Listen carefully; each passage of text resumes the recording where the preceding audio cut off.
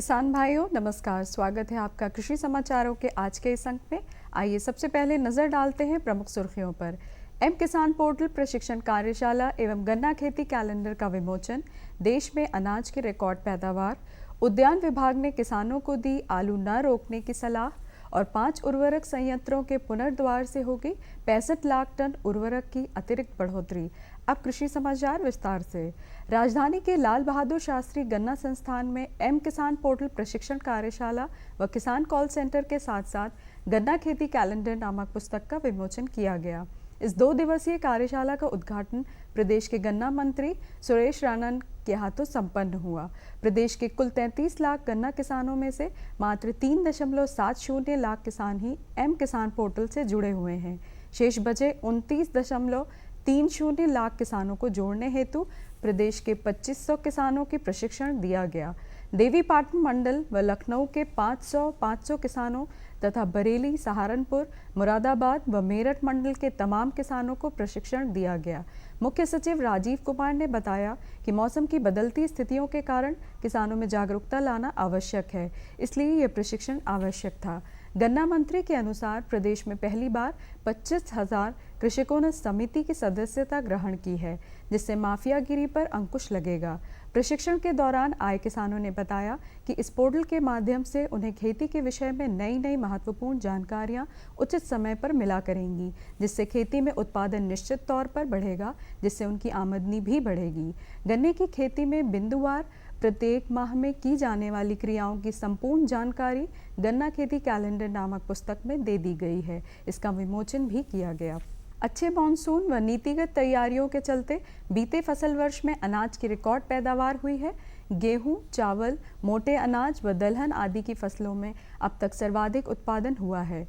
कुल पैदावार 27.5 करोड़ टन से अधिक हुई है, जो पिछले उत्पादन के मुकाबले 4% अधिक है। फसल वर्ष 2016-17 के बीते जून माह में समाप्त हो गया था। कृषि मंत्रालय की ओर से फसलों की पैदावार का यह आंकड़ा चौथे अनुमान के आधार पर जारी किया गया है। धान की पैदावार 11 करोड़ टन से अधिक हुई है, जो पिछले फसल वर्ष के मुकाबले लगभग 10.5 करोड़ टन से अधिक है। गेहूं की पैदावार लगभग 10 करोड़ टन के आसपास हुई है, जो पिछले वर्ष के मुकाबले 9.25 करोड़ टन से अधिक है। दलहन फसलों की रिकॉर्ड पैदावार को देखते हुए सरकार व उपभोक्ताओं की चिंता खत्म हो सकती है। दालों की कुल पैदावार 2.25 करोड़ टन से अधिक होने का पक्का अनुमान है, जबकि इसके पहले ये पैदावार केवल 1.5 करोड़ टन के आसपास थी। तिलहन फसलों की कुल पैदावार 3.25 करोड़ टन से अधिक हुई है, जो पिछले वर्ष 2.5 करोड़ टन थी। ग्राम विकास के लिहाज से ग्रामीण प्रधानमंत्री आवास योजना के तहत मार्च 2019 तक प्रदेश में 11,98,827 मकानों का निर्माण पूरा करने का लक्ष्य तय किया गया है।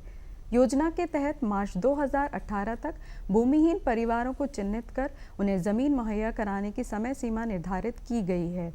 दीनदयाल उपाध्याय ग्रामीण कौशल्य विकास योजना के तहत मार्च 2019 तक गरीब परिवारों के 15 से 35 वर्ष आयु वर्ग के 1.85 लाख ग्रामीण युवाओं को दक्ष बनाकर उन्हें रोजगार दिलाने का लक्ष्य निर्धारित किया गया है। जिला उद्यान अधिकारी ने किसानों के लिए एडवाइजरी जारी कर कहा कि कोल्ड स्टोरेज में 1 लाख क्विंटल आलू रखा गया था। इसमें से अभी तक मुश्किल से 10% आलू ही किसानों द्वारा निकाला गया है। चूंकि अगले माह से बंगाल व छत्तीसगढ़ से नया आलू आना शुरू हो जाएगा, ऐसे में आलू की कीमत और गिर जाएगी, जिससे किसानों को अधिक नुकसान उठाना पड़ेगा। लिहाजा उद्यान विभाग ने किसानों को आलू न रोकने की सलाह दी है, जिससे किसानों को इससे होने वाली हानि से थोड़ी बहुत राहत मिल सके। प्रदेश में मुख्य सचिव ने राहत आपदा के कार्यों की समीक्षा की। उन्होंने कहा कि दैवीय आपदा पीड़ित लोगों को किसी तरह की असुविधा नहीं होनी चाहिए। उन्होंने निर्देश दिया कि राहत आयुक्त कार्यालय में स्थापित कंट्रोल रूम को 24 घंटे सक्रिय रखा जाए। यहां लगे टेलीफोन नंबर 0522 2235 121 और 0522 2237 515 पर आने वाले फ़ोन हर हाल में सुने जाएं और उन पर तुरंत कार्रवाई भी सुनिश्चित कराई जाए। साथ ही वरिष्ठ अधिकारी राहत सामग्री के वितरण की निगरानी करें। प्रदेश के मुख्य सचिव ने राज्य में बागवानी लक्ष्य को बढ़ाकर 24 से 34% करने का लक्ष्य निर्धारित किया है। उन्होंने बताया कि बागवानी फसलों के विपणन एवं किसानों को अधिक लाभ अर्जित करने के लिए निजी संस्थाओं को प्रदेश में आमंत्रित कर उनकी भागीदारी बढ़ाई जाए। उद्यान एवं खाद्य प्रसंस्करण विभाग के कार्यों की समीक्षा के दौरान मुख्य सचिव ने कहा कि देश में बागवानी क्षेत्र के विशेषज्ञों की प्रदेश के प्रगतिशील किसानों के साथ बैठकें आयोजित कराई जाएं, ताकि बागवानी विकास में गुणात्मक वृद्धि हो सके। उन्होंने राजकीय खाद्य प्रसंस्करण प्रौद्योगिकी संस्थान को national institute of food technology and entrepreneurship management के सैटेलाइट केंद्र के रूप में अपग्रेड कराने हेतु प्रभावी कार्यवाही का निर्देश दिया। केंद्र सरकार 5 उर्वरक संयंत्रों के पुनर्द्वार के लिए काम कर रही है। इनकी उत्पादन क्षमता 65 लाख टन है। यूरिया और खाद के क्षेत्र में देश को आयातक से निर्यातक बनाने की कोशिशों के तहत इस दिशा में कदम उठाए जा रहे हैं। राज्यसभा में रसायन, उर्वरक व संसदीय कार्य मंत्री ने यह जानकारी दी। उन्होंने बताया कि सरकार गोरखपुर, सिंदरी, तलचर, बरौनी और रामगुंडम स्थित उर्वरक संयंत्रों के पुनर्द्वार के लिए कार्य कर रही है। देश में हर साल 310 लाख टन उर्वरक की आवश्यकता होती है। करीब 55 लाख टन उर्वरक आयात किया जाता है। 5 संयंत्र उत्पादन क्षमता में 65 लाख टन की अतिरिक्त बढ़ोतरी करेंगे। सिंदरी, बरौनी और गोरखपुर प्लांटों के पुनर्द्वार के लिए हिंदुस्तान उर्वरक रसायन लिमिटेड कार्य कर रही है। प्रदेश के उप मुख्यमंत्री ने बताया कि प्रदेश और केंद्र सरकार किसानों की खुशहाली के लिए कई योजनाएं चला रही है। किसान योजनाओं का लाभ उठाने के साथ साथ फसलों का बीमा कराने की ओर विशेष ध्यान दें, जिससे किसी आपदा द्वारा यदि फसल नष्ट होती है तो किसानों को नुकसान का उचित मुआवजा फसल दुर्घटना बीमा के तहत प्राप्त हो सके। उन्होंने किसानों को आधुनिक तरीके से खेती करने की सलाह भी दी। उप मुख्यमंत्री ने बताया कि प्रदेश सरकार ने किसानों से 40 लाख टन गेहूं की खरीद की। इसका पैसा सीधे किसानों के बैंक खातों में भेजा गया, जिससे बिचौलियों की भूमिका समाप्त हो गई। आइए अब जानकारी लेते हैं कृषि उत्पादों के ताज़ा मंडी भावों की।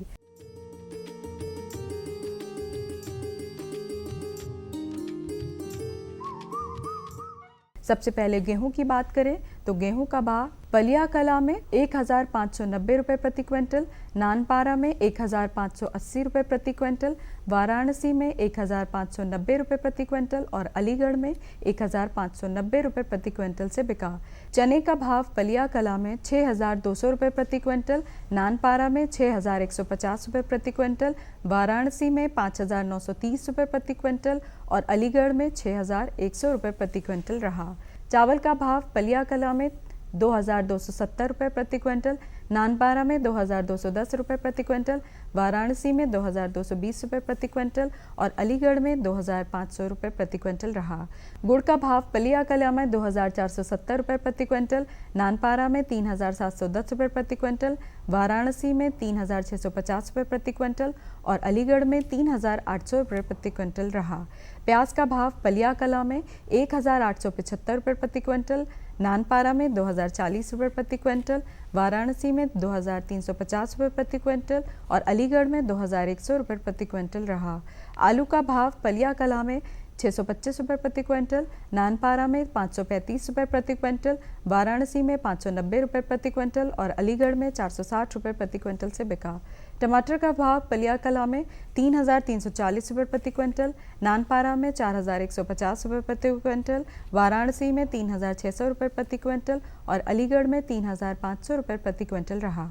सेब का भाव पलिया कला में 7250 रुपये प्रति क्विंटल, नानपारा में 6325 रुपये प्रति क्विंटल, वाराणसी में 7000 रुपये प्रति क्विंटल और अलीगढ़ में 7000 रुपये प्रति क्विंटल से बिका। केले का भाव पलिया कला में 1535 रुपये प्रति क्विंटल, नानपारा में 2425 रुपये प्रति क्विंटल, वाराणसी में 2250 रुपये प्रति क्विंटल और अलीगढ़ में 2300 रुपये प्रति क्विंटल रहा। तो किसान भाइयों, ये थे आज के कृषि समाचार और मंडी भाव। अगले अंक में नई जानकारियों के साथ फिर उपस्थित होंगे। तब तक के लिए नमस्कार।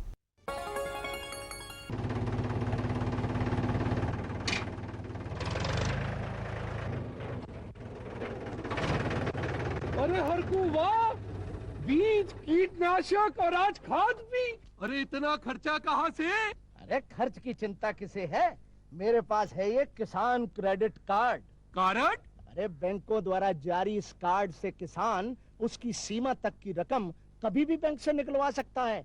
और खेती बाड़ी की सामग्री कभी भी खरीद सकता है। तो हर को भैया एक कारण मेरे लिए भी।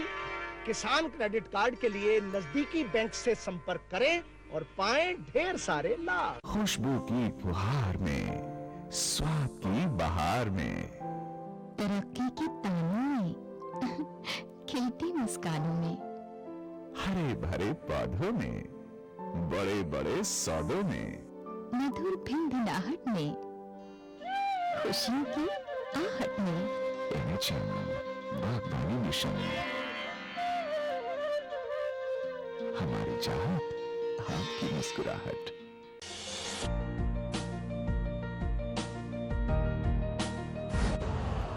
यूरिया का स्वदेशी उत्पादन 70 लाख टन बढ़ाने के लिए 6 उर्वरक संयंत्रों का उद्धार किया जा रहा है। एफसीआईएल के गोरखपुर, सिंदरी, तलचर और रामागुंडम संयंत्र, एचएफसीएल की बरौनी इकाई और बीवीएफसीएल की नामरू फोर्थ। सोने पर सुहागा ये है कि देश में अब बनेगा सिर्फ नीम लेपित यूरिया, क्योंकि इससे होगा किसानों का फायदा ही फायदा। अनाज का उत्पादन 10% तक बढ़ेगा। बढ़ेगी 10 से 15% नाइट्रोजन क्षमता।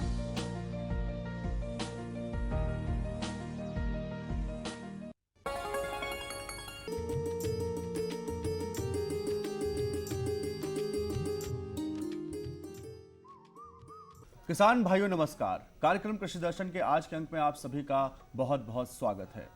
कृषि समाचारों के बाद कार्यक्रम को आगे बढ़ाते हैं। किसान भाइयों, आज के अंक में हम जानकारी प्राप्त करेंगे कि कृषि क्षेत्र में रिमोट सेंसिंग की क्या भूमिका है, किस तरीके से रिमोट सेंसिंग हम सभी किसान भाइयों के लिए लाभदायक है, उपयोगी है। जैसे आज के तकनीकी क्षेत्र में हम बात करें, आज के समय में जो हम परंपरागत ढंग से खेती किसानी करते आ रहे हैं, लेकिन अगर उसमें हम जो तकनीकी है उसका इस्तेमाल करते हैं तो ये हमारे लिए बहुत ही लाभदायक होता है, क्योंकि इससे क्या होता है, हम जो हमारा लागत होती है वो कम हो जाती है और हमारा मुनाफा जो है वो बढ़ता है। जैसे रिमोट सेंसिंग से हम पहले से पता कर सकते हैं कि हमारा क्षेत्र किस तरीके का है, कहीं ऊसर तो नहीं है, कहीं किसी चीज़ की कमी तो नहीं है, और उस कमी को पता करके हम जो है उस कमी की पूर्ति करके हम जो है अच्छा उत्पादन अपने खेतों में प्राप्त कर सकते हैं। तो इस विषय को विस्तार से बताने के लिए हमारे साथ मौजूद हैं कृषि संसाधन प्रभाग remote sensing application centre Uttar Pradesh से प्रभाग अध्यक्ष डॉक्टर राजेश उपाध्याय जी। आज उनका स्वागत करते हैं।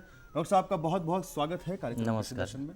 मैं अपने सभी किसान भाई की तरफ से जानना चाहूँगा कि जो ये रिमोट सेंसिंग है, जो नई तकनीक है, ये क्या तकनीक है और किस तरीके से ये उपयोगी है किसान भाइयों के लिए? देखिए, जैसा नाम से ही स्पष्ट है कि रिमोट सेंसिंग, रिमोट का मतलब है दूर से, सेंस का मतलब अध्ययन करना, दूर से किसी के बारे में जानकारी हासिल करना, इकट्ठा करना, यही रिमोट सेंसिंग है। इसके तहत हमारी पृथ्वी के कक्षा में सैटेलाइट उपग्रह जिसे कहते हैं, कृत्रिम उपग्रह, वो चक्कर काट रहा है।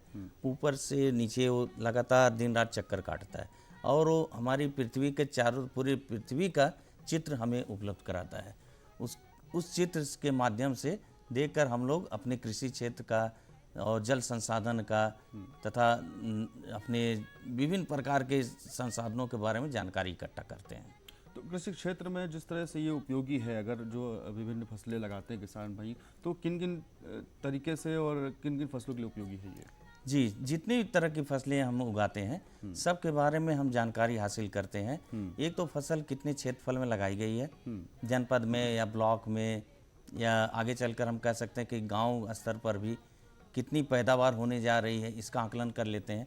और मुख्य बात है कि फसल कटने के करीब 1 माह पहले ही हम बता देते हैं कि कितनी पैदावार होने जा रही है, कितने क्षेत्रफल में फसल लगी हुई है। पैदावार होने से पहले डॉक्टर साहब हम जानना चाहेंगे, जब हम शुरू करते हैं फसल को लगाना खेतों में, तो 2-3 चीज़ें हैं जो बहुत ज़्यादा उपयोगी, जैसे उर्वरकों का प्रयोग करना है या सिंचाई का उपयोगिता है। तो सिंचाई के क्षेत्र में किस तरीके से उपयोगी है ये? सिंचाई के क्षेत्र में देखिए, रिमोट सेंसिंग तकनीक का बहुत ही ज़्यादा इस्तेमाल आज की डेट में किया जा रहा है, क्योंकि हम जानते हैं कि सरकार के विभिन्न सिंचाई की योजनाएं हैं। सरकार ने काफ़ी नहरों का विकास किया है, और लेकिन अभी भी किसानों के अंतिम छोर तक, जो नहर का छोर है जिसे टेल एंड कहते हैं, वहाँ तक पानी अभी भी किसान का नहीं खेतों में पहुँच पाता है। तो उन सब चीज़ों का हम लोग अध्ययन करते हैं और बताते हैं कि किन क्षेत्रों में पानी पहुँच रहा है, किन क्षेत्रों में अभी भी नहीं पहुंच रहा है, या कितना पानी पहुंच रहा है, और उस पानी न पहुंचने के कारण कितना नुकसान हो रहा किसान का या कितनी पैदावार में बढ़ोतरी हो रही पानी पहुंचने के कारण, ये सब अध्ययन करके हम बताते हैं, जिससे परियोजनाओं में कार्यों में और सुधार किया जा सके। यानी इससे ये फायदा हो सकता है कि किसान भाइयों को ये पता चल सकता है कि अगर इस क्षेत्र में किसी नहर के माध्यम से या कहीं से पानी नहीं आ सकता है तो वो कोई द्वितीय व्यवस्था कर लें ताकि जो है सिंचाई में कोई दिक्कत ना हो। बिल्कुल, आजकल जैसे बारिश का मौसम है और ऐसे में बाढ़ की स्थिति बन जाती है, कई क्षेत्र जो है बाढ़ग्रस्त हो भी चुके हैं, तो ऐसी स्थिति में ये बाढ़ से बचाने हेतु कैसे उपयोगी है किसान भाइयों के? जी, जैसा कि आपको पता है कि आज मानसून की बारिश अच्छी हुई है, उसके कारण बहुत सारे हमारे जनपद बाढ़ग्रस्त हो गए हैं और बहुत सारी फसलें किसानों भाइयों की बाढ़ में डूब गई है और उससे काफ़ी नुकसान हो रहा है। तो इसका हम लोग रिमोट सेंसिंग टेक्निक के, चूँकि ये काफ़ी ऊपर से, हम करीब 900 किलोमीटर ऊपर से हमारा सेटेलाइट है, वहाँ से कैमरा लगा हुआ और हम उसके नीचे देख रहे हैं। तो इसमें पता चलता है कि कौन कौन सा गांव डूबा हुआ पानी के अंदर और किस किसान की कितनी फसल पानी के डूबने के कारण नष्ट हो गई है, इसका भी आकलन हम करते हैं। और बाढ़ कैसे बढ़ रही है, किस डायरेक्शन में बढ़ रही है, किस दिशा में बढ़ रही है, उसका कितना नुकसान होने जा रहा है, इसका सब आकलन हम लोग पहले ही बता देते हैं। और हमारे केंद्र में इसके संबंध में प्रतिदिन राहत आयुक्त के पास सूचना उपलब्ध कराई जाती है, संबंधित डीएम को भेजी जाती है कि कौन कौन सा गांव पानी के अंदर डूब रहा है या कहाँ कहाँ बाढ़ का प्रकोप बढ़ रहा है। यानी किसान भाई को पहले से ही आगाह किया जा सकता है कि इस क्षेत्र में बाढ़ की स्थिति आ सकती है, पानी का बहाव आ सकता है, तो वहाँ पर अभी किसी बचाव के लिए क्या कर सकते हैं, कुछ उपाय किया जा सकता है शुरुआत में ही, प्रारंभिक स्थिति में ही। ऊसर की स्थिति से कैसे हम पहचान सकते हैं, कैसे हम बचाव कर सकते हैं उसका? जी सुनील जी, आपने बहुत अच्छा प्रश्न पूछा है। जी, ऊसर के संबंध में रिमोट सेंसिंग विगत 2-3 दशक से ही कार्य कर रहा है और उत्तर प्रदेश में हम लोगों ने इसमें काफ़ी प्रगति की है और काफ़ी अच्छा कार्य किया है। कि पहला तो यह है कि हम ऊसर क्षेत्रों का चिन्हीकरण करते हैं सेटेलाइट के माध्यम से। ऊपर हमारा सेटेलाइट है, उसमें हाई रेजोल्यूशन के कैमरे लगे हुए हैं, तो हमारे नीचे खेतों का चित्र लेते हैं, तो उससे पता चलता है कि ऊसर कहाँ कहाँ है और हम खसरा वाइज पूरा किस खसरे में किस किसान का कितना खेत ऊसर में आ रहा है पूरा आकलन करके बताते हैं। और संबंधित विभाग जैसे भूमि सुधार निगम है, वहाँ फिर उनको सुधारा जाता है। उसके सुधारने के उपरांत भी हम मॉनिटरिंग लगातार करते हैं। ऐसा ना हो कि फिर से कभी किसान का खेत फिर से ऊसर में परिवर्तित हो जाता है, कभी कभी गलत कृषि तकनीक अपनाने के कारण। तो हम लोग लगातार उसकी मॉनिटरिंग करते हैं जिससे पता चले कि उनका खेत सही ढंग से आज की डेट में फसल में पैदा हो रहा है, वहाँ पर पैदावार बढ़ रही है या घट रही है या पुनः ऊसर हो रहा है। इस पे ये आंकड़ा भी किसान भाई तक मिल सकता है कि कितनी पैदावार हो सकती है, ताकि वैज्ञानिक सलाह लेकर किसान भाई वहाँ पर उसके हिसाब से खेतों में जो है उर्वरकों खादों का प्रयोग करें। दूसरी सबसे महत्वपूर्ण ये हो जाता है कि अगर किसान भाई को पहले से पता चल जाए कि ये हमें करना है और जब खेती करने चलते हैं तो सबसे बड़ी बात ये आती है कि भूमि की यानी मिट्टी की जांच पहले ही किसान भाई कर लें, ताकि उसमें किन किन पोषक तत्वों की कमी है उसको पूरा किया जा सके। तो ये जो मृदा के परीक्षण में या मृदा की जाँच में किस तरीके से उपयोगी किसान भाई के लिए? जी, जैसा कि आपको पता है कि सरकार मृदा स्वास्थ्य कार्ड बना रही है, तो उसमें रिमोट सेंसिंग की अहम भूमिका है। किन किन जगहों से सॉइल सैंपल हमें कलेक्ट करना है, इकट्ठा करना है, वो सब हम बताते हैं। और हर एक सैंपल पॉइंट जहाँ पर है उसका जीपीएस का लोकेशन, जीपीएस माने उसकी भौगोलिक स्थिति क्या है, एग्जैक्ट लोकेशन बताता है, जिससे कभी हम फिर पुनः 1 साल 2 साल बाद उस स्थान का सैंपल ले सकें और क्या चेंजेज हो रहे हैं वो बता सकें। और जब स्वास्थ्य कार्ड आपके पास रहेगा तो उस कार्ड की मदद से आपको पता चलेगा कि हमारे खेत की स्थिति क्या है, इसमें हमें नाइट्रोजन कितना डालना है, फास्फोरस डालना है या नहीं डालना है, पोटास कितना डालना है, सारी स्थिति आपके पास क्लियर रहेगी। तो जो आपका उर्वरक नुकसान होता है या अधिक आप डाल देते हैं और वो फसलों के काम नहीं आता है, वो सब आप बचा सकते हैं और आपकी आर्थिक क्षति होने से बच सकते हैं। यानी सब आंकड़ों का खेल है डॉक्टर साहब, कि अगर हमें पहले से सारे आंकड़े पता रहते हैं तो किसान भाई जिन आंकड़ों में दाम खर्च करते हैं खेतों में, उन्हीं आंकड़ों में वो लाभ भी आगे चल के बढ़ा सकते हैं। जैसे कि अगर गेहूं या धान की बात करें या फिर व्यावसायिक फसलों की बात करें, जब वो फसल तैयार हो जाती है और हम उसका क्रय करने के लिए बाजार में ले जाते हैं, तो ये भी पता होना चाहिए कि किस रास्ते से जाएं या कैसे, इस तरह से भी कोई हेल्प मिलती है, सहायता मिलती है। जी, हम लोगों ने जैसे GIS का मैप बना रखा है, उसमें सारी सड़कें, सारे कोल्ड स्टोरेज सब मैप किए हुए हैं, नक्शे में बना रखा हम लोगों ने। उसको नेट के थ्रू धीरे धीरे, जैसा आपको पता है कि ग्रामीण क्षेत्रों में भी नेट का काफ़ी प्रयोग होने लगा है, इंटरनेट का, तो उससे उनको जानकारी हासिल हो जाएगी कि जैसे आलू की फसल है, उनको हम बता देते हैं पहले कि इस क्षेत्र में कितना पैदा होने जा रहा है, और वो पैदा होगा तो किसान कहाँ लेके जाएगा, उसको रखना है कहीं सुरक्षित आगे के लिए, तो जिससे उसको आगे चलकर अच्छा दाम मिल सके, उसकी कीमत मिल सके।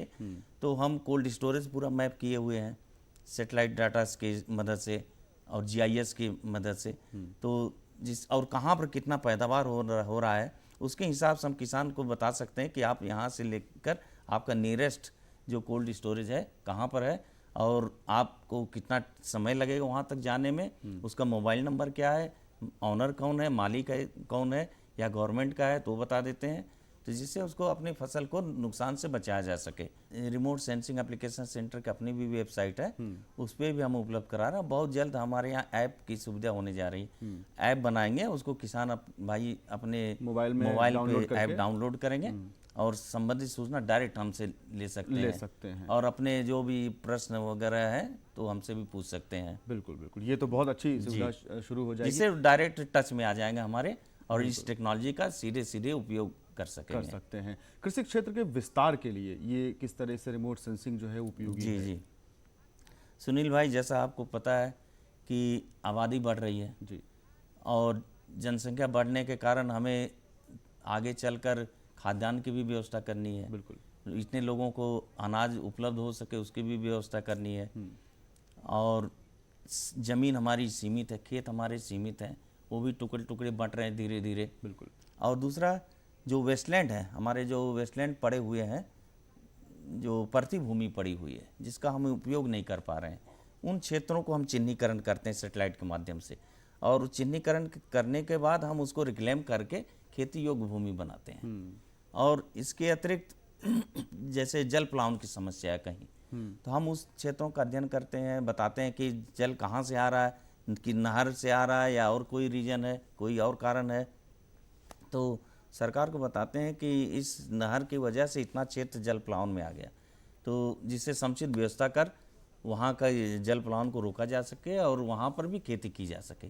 इस तरह से क्षेत्र में बढ़ोतरी होगी और जिससे आगे भविष्य में हम खाद्यान्न उत्पादन सुनिश्चित कर सकेंगे जनसंख्या के लिए। डॉक्टर साहब, आपकी बात से ये तो जाहिर है कि दोनों चीज़ें हमारे लिए ज़रूरी है, विकास भी हमारे लिए ज़रूरी है और कृषि क्षेत्र भी हमारे लिए ज़रूरी है, दोनों साथ। अगर रिमोट सेंसिंग के जो आंकड़े किसानों को भाइयों को मिल जाते हैं वो ज़्यादा उनको लाभदायी करते हैं और इसका इस्तेमाल करते जो है कम लागत में बेहतर उत्पादन किसान भाई कर सकते हैं। इन सभी जानकारियों के लिए आपका बहुत बहुत धन्यवाद। किसान भाइयों, अगर हम लगातार अपने खेतों का निरीक्षण करते रहें और ये पता करते रहें कि कब किस चीज़ की ज़रूरत है और उस समय पर हम उस चीज़ की पूर्ति कर देते हैं, तो निश्चित तौर पर जो उत्पादन हम चाहते हैं हमें मिलेगा और बाज़ार में एक बेहतर मूल्य प्राप्त होगा। ऐसी ही विभिन्न जानकारियां लेकर समय समय पर हम आते रहेंगे। तब तक के लिए नमस्कार।